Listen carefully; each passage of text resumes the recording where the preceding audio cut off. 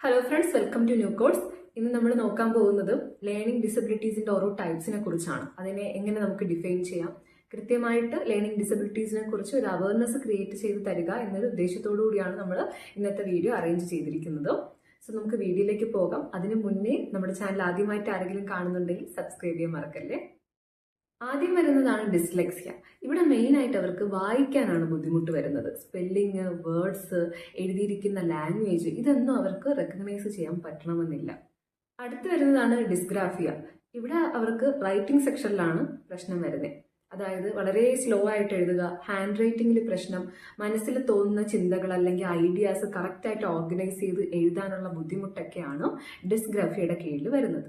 ഇനി വരുന്നത് ഡിസ്കാൽക്കുലിയ. ഇവിടെ അവർക്ക് നമ്പേഴ്സ് മനസ്സിലാക്കാൻ, ബേസിക് ആയിട്ടുള്ള മാത്തമെറ്റിക്കൽ കാൽക്കുലേഷൻസ് ചെയ്യാനായിട്ട്, മാത്തമെറ്റിക്കൽ കോൺസെപ്റ്റ്സ് മനസ്സിലാക്കാനൊക്കെ ബുദ്ധിമുട്ടായിരിക്കും. Auditory processing disorder.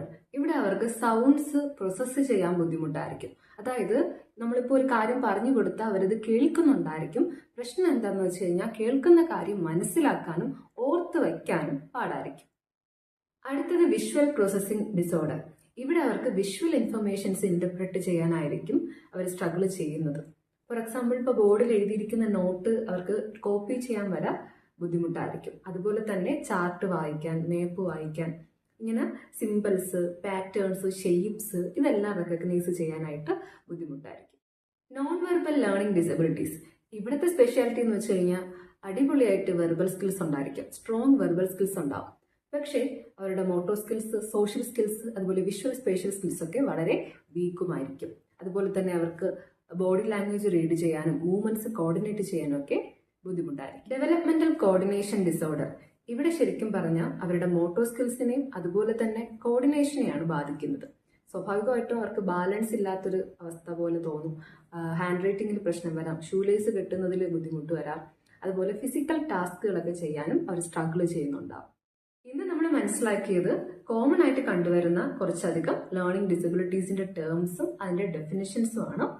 നമുക്ക് അടുത്തൊരു പാർട്ട് 2 വീഡിയോയിൽ ഓരോ ലേണിംഗ് ഡിസബിലിറ്റീസിനെയും നമുക്ക് എങ്ങനെ കൃത്യമായിട്ട് ഐഡന്റിഫൈ ചെയ്യാമെന്ന കണക്കിന് ഓരോന്നിന്റെ സിംറ്റംസ് നോക്കാം. ഇന്നത്തെ അവയർനെസ് വീഡിയോ നിങ്ങൾക്ക് എല്ലാവർക്കും ഒരുപാട് യൂസ്ഫുൾ ആകുമെന്ന് ഞാൻ പ്രതീക്ഷിക്കുന്നു. അതുപോലെ നിങ്ങൾക്ക് യൂസ്ഫുൾ ആയിട്ട് തോന്നിയിട്ടുണ്ടെങ്കിൽ ഉറപ്പായിട്ടും എല്ലാവർക്കും ഷെയർ ചെയ്ത് കൊടുക്കുക. ആദ്യമായിട്ട് കാണുന്നവർ ആരെങ്കിലും ഉണ്ടെങ്കിൽ ചാനൽ സബ്സ്ക്രൈബ് ചെയ്യാനായിട്ടും മറക്കല്ലേ.